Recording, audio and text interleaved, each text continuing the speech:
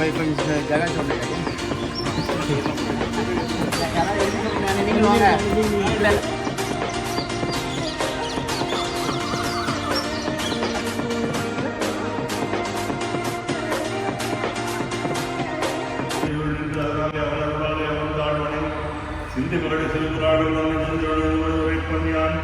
கண்டுதலால் காட்ட வந்தை என்னதற்கு இட்டால் எழிலார் கழகன் இன்னிலிருந்து மண்ணிலிருந்து நிற்காய் விடமொழியாய் எதிரிந்து எல்லை இல்லாத பொல்லா வெளியோர் புகழமாக வந்தறியே புல்லாகி கூடாய் புழுவாய் பன்மாகி பல்மிருகமாகி பறவையாய் பாம்பாகி கல்லாய் மனிதராய் வேலாய் இனங்களாய் நல்ல சுதராகி முனிவராய் தேவராய் செல்லாமல் தாவர சங்கமத்துள் எல்லா பிறப்பும் பிறந்தழைப்பேன் என்பெருமான் மெய்யே உன் கொண்டறிவா தேற்றனே நிற்க தெளிவே என் சிந்தனையுள் ஊற்றான உன்னார் அமுதே உடையானே வேற்று விகார விடக்குழம்பை முக்கிடப்ப ஆற்றேனே என் மையா அரணேவோ என்று போற்றி புகழ்ந்திருந்து வைகட்டு மெய்யான மீட்டிங்கு வந்து விடைப்பிறகு சாரானே கள்ள புலத்துறம்பை கட்டளித்து வல்லானே நல்லிருளில் நட்டம் பயின்றாடும் நாதனே திள்ளையுள் புத்தனே தென்பாண்டி நாட்டானே அள்ளல் பிறவி அறுப்பானே ஓ என்று சொல்லற்கு அறியானே சொல்லி திருவடிக்கு சொல்லிய பாட்டின் பொருளுணர்ந்து சொல்லுவார் செல்வ சோபுரத்தின் உள்ளார் சிவனடிக்கு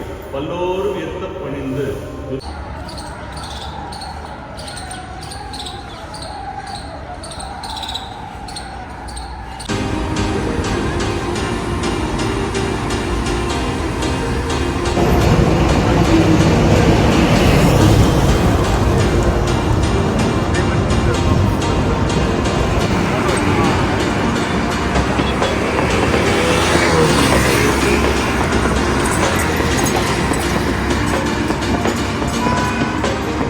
Smile.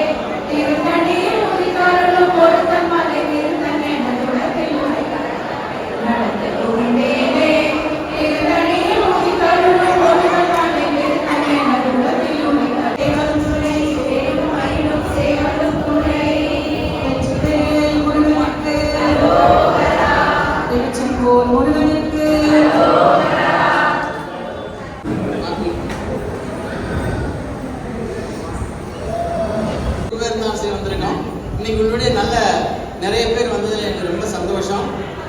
இன்ஃபேக்ட் பொதுவாக இது ஒரு சின்ன குரூப்பை சேர்ந்தது தான், ஒரு மேரத்தான் குரூப்பை சேர்ந்தது. பட் அதை கொஞ்சம் எல்லாச்சு பண்ணி எல்லா மக்களுக்குள்ளே வரணுங்கிறதுக்காக தான் அவங்க டிஎஸ்பி வேலுமணி அவங்களையும் ராஜா உடையார் அவங்களையும் கணேசன் அவங்களெல்லாம் சொல்லி அவங்கள்ட்ட இருந்து நிறைய பேர் அன்றைக்கி வர சொல்லியிருந்தோம். ஏன்னா எல்லாரும் சேர்ந்து கும்பிட்ற போது கடவுளோட பிரார்த்தனை நல்லா இருக்குன்னு சொல்லிட்டு ஸோ எல்லாரையும் வருகையான வரவேற்கிறேன். இப்போது மெயின் கெஸ்ட்டை குமார் இன்ட்ரடியூஸ் பண்ணுவாங்க. சேர்க்கறதுக்காக சொல்ல அவர் உண்மையாக அவர் வாங்கின விருதுகள் எல்லாமே அதனால் அவர் சேர்த்து சொன்னாங்க நல்லா இருக்கும் விருதுகள் சொல்லும்போது. அவரோட இன்ஸ்டாகிராம் பக்கத்தில் அவர் போட்டிருக்க வார்த்தைகள் மனித மனம் மேன்மை அடைய பேச்சின் மூலம் தவம் இயற்றும் ஒரு சாதாரண மனிதன் அப்படிதான் அவரை பற்றி அவர் குறிப்பிட்டிருக்கிறார். அவரு நமக்கெல்லாம் தவம் அப்படின்னு சொன்னோம்னா என்ன தோணும்னா மரத்தடி கீழே போய் உட்காந்து ஒரு வேஷ்டியை மட்டும் கட்டிக்கிட்டு ஜடாமுடி தாடியோட மந்திரம் சொல்லிட்டு இருக்கும்போது புத்து நம்ம சுற்றி முளைச்சிருக்கிறதா நம்ம அந்த வரைக்கும் கதையில் படிச்சது பார்த்து தவம் எல்லாமே. இவர் பேச்சின் மூலமே தவம் சொல்றாரு. அது எப்படி அது அப்படின்னு யோசிச்சு பார்க்கும்போது தான் இவருக்கு தமிழ் பேச்சு விஜய் டிவியோட தமிழ் பேச்சுகள் முடிச்ச மூலமாக இன்னும் மக்களிடையே அதிகமாக பிரபலமானவர் இவர். அதில் இவருக்கு ஒரு தலைப்பே மந்திர சொற்கள் தான் இருக்கு. அதாவது அந்த மந்திர சொற்கள் இயல்பான வாழ்க்கையில நம்ம சாதாரணமாக பேசும் சொற்களே எப்படி நேர்மறையா இருந்தா இவன் நல்லா இருக்கும், அதுதான் மந்திர சொற்கள் அப்படின்னு சொல்லியே அந்த ஒரு சிறப்பான விளக்கத்தை கொடுத்து அந்த நிகழ்ச்சிக்கு சிறப்பு நடுவராக நாஞ்சில் சம்பத்தோட பாராட்டையும் பெற்றவர் அவர். இவர் தமிழ் பேச்சுகள் மூச்சில் பார்த்தீங்கன்னா யாரெல்லாம் பயணிச்சிருக்காருன்னு பார்த்தீங்கன்னா அனைத்து கட்சி சிறந்த பேச்சாளரோடய பயணிச்சிருக்காரு. அவருடைய முதல் தலைப்பே பார்த்தீங்கன்னா வெற்றிட முதல் தலைப்பு முருகனிட்ட பிச்சை, அதுதான் அவரோட முதல் தலைப்பு. அதை பாராட்டுறது அப்போ கவர்னராக இருந்த தமிழிசை சவுந்தரராஜன் அவங்க. அதற்கு அடுத்த நிகழ்ச்சியில பார்த்தீங்கன்னா அவர் பயணிச்சது திருச்சி சிவா அவர்களோடையும் வைகை செல்வன் அவர்களையும் பயணிச்சாரு. அதற்கு பிறகு தோழர் மகேந்திரன், நாஞ்சில் சம்பத், இப்படி அதற்கு பிறகு கட்சிகளுக்கெல்லாம் அப்பாற்பட்ட குன்றக்குடி அடிகளார், ஒவ்வொருத்தரோடையுமே அந்த நிகழ்ச்சியில பயணிச்சிருக்காரு. அவங்களுடைய பேசும் பெற்றிருக்காரு. அந்த எல்லாத்தையும் நம்மளை பகிர்ந்துக்கிறதுக்காக இங்க வந்திருக்காரு. இவர் அப்துல் காதர், பேராசிரியர் அப்துல் காதர் இவரை பற்றி சொல்லும்போது அந்த நிகழ்ச்சியில இவர் வெறும் விஜயகுமார்னு சொல்ல இவர பேரையே மாற்றி விஷயகுமார்னு சொல்லலாம் இவர அப்படின்னாரு. ஏன்னா அந்த அளவுக்கு விவரங்களையும் விஷயங்களையும் அந்த நிகழ்ச்சியில் எல்லாத்தையும் தெரிவிச்சனால இவர் பேரே விஷயகுமார்னு சொல்லலாம். அந்த அளவுக்கு அவ்வளோ கருத்துக்களையும் ஆழமான விஷயங்களையும் நமக்கு அந்த நிகழ்ச்சி சொல்லுவாங்க. சிறு வயதுல வால்பாறையில் உள்ள முருகன் கோயில்ல திருப்புகழ் பாட ஆரம்பிச்சு முருகனை பத்தி அப்படி இருந்து தன்னுடைய பயணத்தை தொடர்ந்தவர்.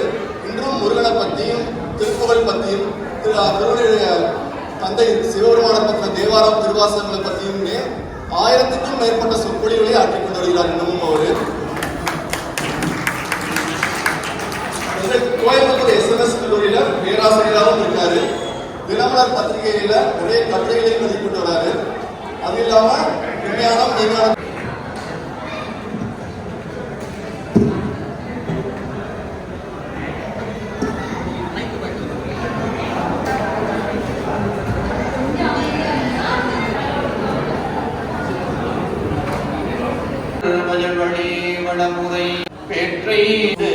எல்லாம் உள்ள முருகப்பெருமானுடைய பெருமையை பேசுவதற்கு முயற்சி செய்கிறேன். அவருடைய பெருமையை பேசுறதுக்கு நம்மளாம் இன்னமும் தகுதி பத்தாது. இருந்தாலும் ஒரு மணி நேரம் இந்த சொற்பொழிவு நடத்தலாம்னு இருக்கோம். 1 மணி நேரம் பேசலாமா? கைதட்டி முடிஞ்சிருச்சுங்க. அதாவது சொற்பொழிவு முடிச்சதுக்கு அப்புறம் கைதட்டினா கேட்கணும்னு ஆசை, ஆரம்பிக்கும் போதே கைதட்டிட்டாங்கன்னா போதும்னு அர்த்தம். கைதட்டல் நிறைய விதம் இருக்கு. என்னன்னா இந்த எங்க ஊர் அரசியல்வாதி எல்லாம் பாத்தீங்கன்னா பேசிட்டு இங்கிட்டு பார்ப்பாங்க. பார்த்துருக்கீங்களா? வணக்கம் இப்படின்னா கைதட்டுன்னு அர்த்தம், இப்படி பார்த்தா கைதட்டுன்னு அர்த்தம். அதனால நான் எப்பெல்லாம் இப்படி பார்க்கறேன் கைதட்டுன்னு அர்த்தம். இந்த ஒரு மணி நேரம் சின்ன ஒரு உதவி என்னன்னா, பின்னாடி இருக்கிற பக்தர்கள், சாப்பிட்டு கொண்டு இருக்கிறவங்க, உலகத்திலே ரொம்ப கஷ்டமான விஷயம் என்னன்னா பேசும்போது பின்னாடி சாப்பிட்டுட்டு இருக்கிறது. அது எவ்வளவு வலிக்கும்னு எனக்கு நல்லா தெரியும்.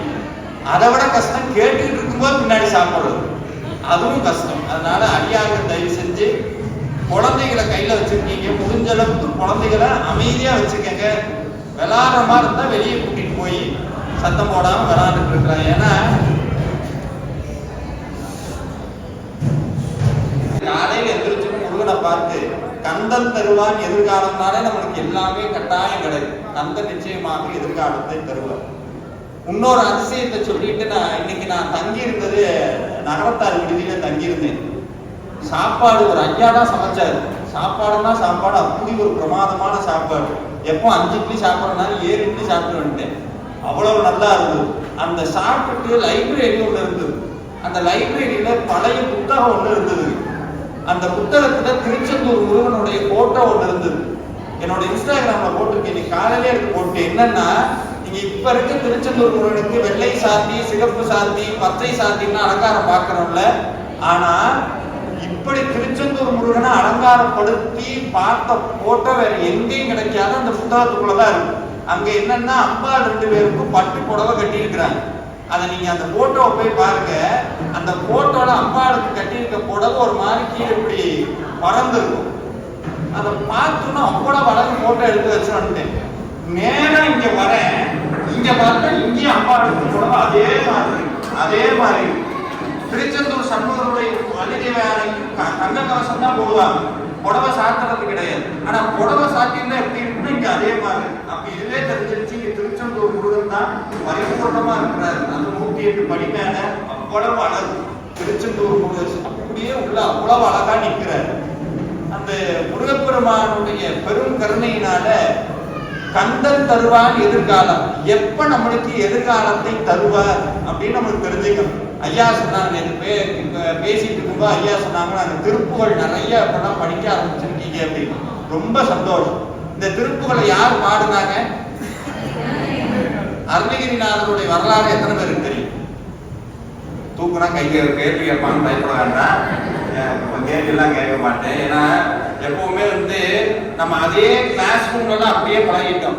நம்ம வாத்தியார் கேட்டு என்ன பண்ணுவோம் தெரியுங்களா? இப்படியே தலைக்கு போயிருக்கோம், நம்மளை பிடிச்சி கேட்டுருவாரு அப்படின்னு. சில பேர் தெரிஞ்ச மாதிரியே மூஞ்சி வச்சுக்குவாங்க, நல்லா தெரியுமே அப்படின்னு. அப்படி கேட்கும்போது அவங்க தலையை திருப்பிக்கும். இன்னைக்கு அருணகிரிநாதருடைய வரலாற்றில் ஒரு சில விஷயங்களை மட்டும் செய்வதற்கு ஒரு முறை இருக்கு. இது எல்லாம் நான் ஏன் சொல்றேன்னா, இது எல்லாம் முடிச்சதுக்கு அப்புறம் பேப்பர் ஒன்று கொடுப்பேன். ஒயிட் பேப்பர்ல கொஸ்டின்லாம் இருக்கும். அந்த ஆன்சர் எல்லாம் எழுதி 100க்கு 75 மார்க் வாங்கி பாஸ் பண்ணாதான் நீ வீட்டுக்கு போகணும். இல்லைன்னா என்ன சார் பண்ணுவீங்க? 3 மணி நேரம் பேசுறேன். இல்ல சார், நாங்க எப்படியாவது பாஸ் பண்ணிடுவோம், புக் அடிச்சா நாங்க பாஸ் பண்ணிடுவோம்.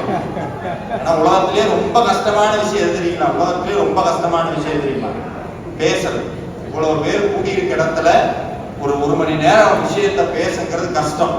உலகத்திலே ரொம்ப கஷ்டமான விஷயம் பேசுறது. இப்ப எப்படி ஆன்சர் அது மட்டும் பாருங்க. அதை விட 150 பேருடைய வாழ்க்கையும் ஒரே மாதிரியா இருக்கு. இந்த 150 பேருடைய வீட்டுல இருக்கவங்களுடைய வாழ்க்கை ஒரே மாதிரியா இருக்கு. கூட பிறந்த அண்ணன் தம்பியோட வாழ்க்கை ஒரே மாதிரியா இருக்கு. ஒவ்வொருத்தருக்கும் தனித்தனியான வாழ்க்கை. ஆனா எல்லாருடைய முயற்சியும் கிட்டத்தட்ட ஒரே மாதிரி. ஓடுறோம். காலையில திங்கட்கிழமை காலையில பார்த்தோம்னா எங்க அப்பா அடிச்சு குடிச்சு எதுக்கு ஓடுறோம்னே தெரியாது. அது இந்த குழந்தைங்க படுற பாடு. காத்தால எந்திரிச்சு அதுக்கு 15 கிலோ வேக தூக்கி மாட்டி இட்லியை நல்லா அவிச்சு ஊட்டுன்னு ஊட்டி அது லண்டன்ல குளிரும் ஷூ போட்டான். நீங்க இந்த குளிர்ச்சுன்னு காலர் இப்படியே பிடிச்சிருப்போம். பாத்தீங்கன்னா குளிர்ச்சுன்னா காலர் இப்படியே பிடிச்சிருப்போம். இப்படியே காலரை பிடிச்சிருக்க முடியாதுங்கிறதுக்காக அவன் கண்டுபிடிச்சான் டைய கண்டுபிடிச்சான். நம்மளால குளிர் தாங்க முடியாதுன்னு கோட்டை கண்டுபிடிச்சான். மும்பையில் அடிக்கிற வெயிலுக்கும் தமிழ்நாட்டில் அடிக்கிற வெயிலுக்கும் அந்த குழந்தையை பிடிச்சி அதுக்கு ஷூவை போட்டு சாக்ஸை போட்டு அதை விட 15 கிலோ போட்டை போட்டு தைய போட்டு கட்டி இழுக்கி அதை தூக்கி ஆட்டோவில் போட்டு அதை கொண்டு போய் அங்கே போட்டு அதுக்கு கொண்டு போய் ஹோம்ஒர்க்கை போட்டு அது காலையில் அப்படி எல்லாம் முடிச்சு வீட்டுக்கு வரும்போது பரிதாபமாக வரும். வந்து அது மனசுக்கு உனக்கு போய் நான் பிறந்தப்பாரு அப்படி வந்து அவ்வளவு கஷ்டப்பட்டு இது பண்ணி இவ்வளவு எதுக்குன்னா நல்லா படிடா என்ன சொல்லுவோம், நல்லா படிச்சு என்ன பண்ணணும், நல்ல வேலைக்கு போகணும், நல்ல வேலைக்கு போய் நல்லா சம்பாதிக்கணும். அது எல்லாம் சம்பாதிச்சுட்டு இன்னைக்கு ஐடியில லட்சக்கணக்கில் சம்பாதிக்கிறான். நிம்மதியா இருக்கான்னு கேட்டா இங்க சாரு. அப்ப இந்த வாழ்க்கைனா என்னன்னா வினைகள்னால் ஆனது வாழ்க்கை. எதனால் ஆனதுங்க? வினை. கர்ம வினையினால் ஆனது வாழ்க்கை. ஏன் ஒவ்வொருத்தருடைய வாழ்க்கையும் ஒரே மாதிரி இல்லைன்னா ஒவ்வொருத்தருடைய வினையும் தனித்தனியானது. சரி, இந்த கர்ம வினைங்கிறாங்க எங்கிருந்து வந்தது? அதான் இப்ப கேள்வி. ஜாதகத்தை கொண்டு போய் பார்த்தீங்கன்னா ஜோதிடர் வந்து ஜாதகத்தையும் பார்க்கிறார், நம்ம மூஞ்சியும் பார்க்கிறார். இவ்வளவு டேமேஜ் ஒரு ஜாதகத்தை நம்ம பார்த்ததே கிடையாது. இவ்வளவு மோசமா இருக்கு. குரு அங்கிட்டு திரும்பிட்டார், ராகு காய்கறி போயிட்டார், சுக்கரன் இல்லவே இல்லை, எல்லாம் சொல்றாங்க. அப்ப இது எப்படி நடக்குதுன்னா ஒன்னே ஒண்ணு தெரிஞ்சுக்கங்க, every action has it's equal and opposite reaction. எதை செய்தாலும் அதனுடைய பலன் நம்மை வந்து சேரும். இப்ப இந்த சொற்பொழிவை கேட்கிறீங்க, ஏதோ ஒரு வார்த்தை உள்ள விழுந்துருச்சு, இந்த வார்த்தை சிந்தனையாக மாறி உங்க வாழ்க்கையில் ஏதோ ஒரு மாற்றத்தை செய்யும். இப்படி ஒவ்வொரு வினைக்கும் எதிர்வினை இருந்து கொண்டே இருக்கும். அப்ப இதுக்கு முன்னாடி எத்தனை ஜென்மம் எடுத்தோம்னா அதுக்கு கணக்கே கிடையாது. அருணகிரிநாதர் சொல்றார், எது கடல் மணலை அளவினும் அதிகம் எனது துயர் பிறவி அவதாரம். என்னுடைய வாழ்க்கையில துயரம் மட்டும்தான் அவதாரம் பண்ணி நான் பிறந்துகிட்டே இருக்கேன். அப்ப எப்படின்னா சார், நீங்க எந்த டாக்டர்கிட்ட போனாலும் இந்த விஷயத்த சொல்லவே மாட்டாங்க, எனக்கு தெரியாது. நம்மளுடைய சமயம் சொல்றது என்னன்னா மொத்தம் ஒவ்வொரு மனுஷனுக்கு 3 வினை இருக்கு. எத்தனை வினை? 3 வினை. பிராப்த வினை, சஞ்சித வினை, ஆகாமி வினை. இந்த வினையில ஒரு தொகுதி எடுத்துட்டு இந்த பூமிக்கு வரும், அனுபவிக்கணுங்கிறதுக்காக வரும். அதனாலதான் இன்னைக்கும் 60 பேர் இருக்க கிளாஸ்ல எல்லாரும் ஒரே மாதிரி சொல்லித்தரான். ஆனா 60 பேரும் படிச்சு ஜெயிக்கிறது இல்லை. யாராவது ஒருத்தர் தான் ஜெயிக்கிறான், 10 பேர் ஜெயிக்கிறான். காரணம் கர்ம வினை. இந்த கர்ம வினை இந்த ஜென்மத்துல எப்படி வந்து ஒட்டும்னா எவ்வளவு பெரிய உண்மையை நம்ம சமயம் சொல்லுது பாருங்க. இப்ப உங்களுடைய நீங்க போன ஜென்மத்துல ஏதோ ஒன்று செஞ்சிருக்கீங்க கர்ம வினை, இந்த ஜென்மத்துல கரெக்டா உங்களுக்கு வந்து எப்படி சார் சேருது? இத்தனை கோடி மக்கள் இருக்கிற உலகத்துல நீங்க செஞ்சது எப்படி கரெக்டா உங்களுக்கு வருது? கரெக்டா எப்படி உங்களுக்கு வருது சொல்றாங்க. இந்த கர்மவினை அத்தனையும் நம்ம உடம்பு எதனால் ஆனது? 5 பூதத்தினால் ஆனது. நிலம், நீர், நெருப்பு, காற்று, ஆகாயம், பஞ்சபூதத்தினால் ஆனது. இந்த பஞ்சபூதத்துல தான் நீங்க இந்த ஏதாவது போட்டோ எடுத்தீங்கன்னா எது சேவ் பண்ணி வச்சுக்கிறது? போன் சேவ் பண்ணி வச்சுக்கிறது. அதே மாதிரி இந்த வினைகள் அத்தனையும் இந்த பஞ்சபூதம் சேவ் பண்ணி வச்சுக்கணும். நம்ம இறந்ததுக்கு அப்புறம் நம்ம அப்பா சாப்பிடக்கூடிய சாப்பாடு எதுல விளையுதுங்க? வானத்திலேயா? எதுல விளையுது? மண்ணுல விளையுது. மண்ணின் வழியாக வினை உணவுக்குள்ள போய் உணவு போய் உயிர் துகள்ல கலந்து உயிரின் வழியாக ஒரு ஆத்மாவுக்கு வினை ஊட்டப்படும். அந்த உயிர் உள்ள போன அடுத்த நிமிஷமே சுவாமி என்ன பண்ணிடுவானா, ஆத்மா மேல ஒரு கம்மை தடவிடுவார். அந்த கம்முக்கு பேரு மனசுன்னு அர்த்தம். என்னதுங்க? மனசு. இந்த பிறந்த 1 வயசு வரைக்கும் குழந்தைக்கு ஜாதகம் எழுத மாட்டாங்க, கேட்டிருக்கீங்களா? ஹாரோஸ்கோப் 1 வயசு வரைக்கும் எழுத மாட்டாங்க. ஏன்னா 1 வயசுக்கு அப்புறம் தான் ஜாதகம் எழுதணும்பாங்க. ஏன்னு கேட்டா 1 வயசு வரைக்கும் கர்மவினை சரியா ஒட்டாது. ஒட்டுறதுக்கு அந்த கம்மு காயறதுக்கு 1 வருஷம் ஆகும். இந்த குழந்தை தொட்டில இருக்கும் போது சிரிக்கும், பார்த்துருக்கீங்களா? தானா சிரிக்கும். அழுகிறதுக்கு 1000 காரணம் இருக்கு. பசிக்கு அழுகும், பூச்சி கடிச்சிருச்சுன்னா அழுகும், அம்மா மூஞ்சியை பார்த்தா அழுகும், அப்பா மூஞ்சியை பார்த்தா அழுகும். இது எல்லாம் தாண்டி அழுகிறதுக்கு 1000 காரணம் இருக்கு. சிரிக்கிறதுக்கு எதுக்கு காரணம்? குழந்தை எப்படி சிரிக்கும்? போன ஜென்மத்தினுடைய வாசம் வேலை செய்ய ஆரம்பிச்சிருச்சுன்னு அர்த்தம். அப்ப இந்த மனசு ரெடியானதுக்கு அப்புறம் என்ன ஆகும்? Very simple. ஒரு மனுஷனுக்கு மனசு வந்துருச்சுன்னா அந்த மனசுதான் அவனுடைய வாழ்க்கை. இப்ப இந்த உடம்பு எது வளர்க்குதுங்க? உடம்பு எது வளர்க்குது? உடம்பு எது வளர்க்குது? சாப்பாடு. உடம்ப நம்ம சாப்பாடு போட்டு வளர்க்கிறோம். உள்ளுக்குள்ள மனசுன்னு ஒண்ணு இருக்கா? எல்லாருக்கும் இருக்கா? மனசு இருக்கா? நம்ம கோபப்பட கேட்போம், மனசாட்சின்னு ஒண்ணு இருக்கான்னு கேட்போம். மனசு இருக்கானே? அந்த மனசு எல்லாரும் இந்த மனசை எது வளர்க்குது?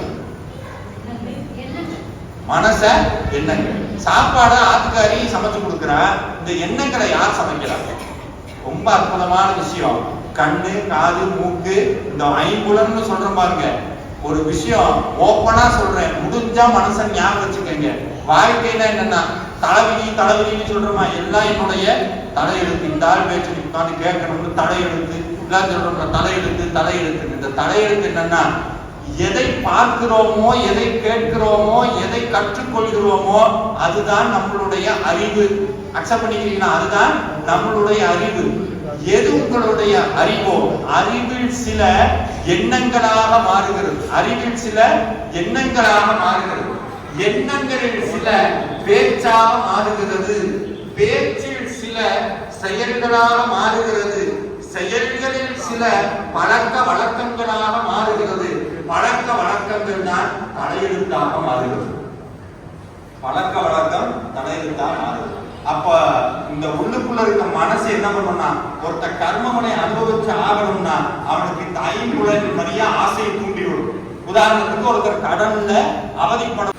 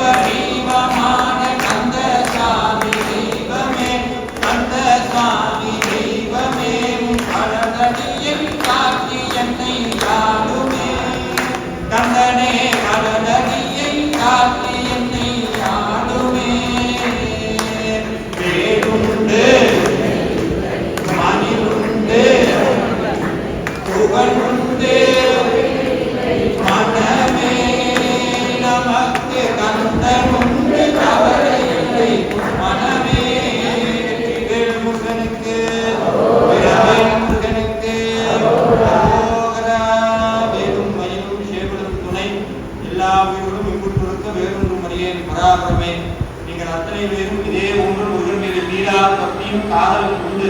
வாழையாக இதே ஒன்று சந்ததி பெருகி முருகனுடைய திருவடிக்கு சேவை செய்ய வேண்டும் என்ற அன்போடு பிரார்த்தனையோடு மனமின்றி விடைபெறுகிறேன். நன்றி, வணக்கம். முருகா.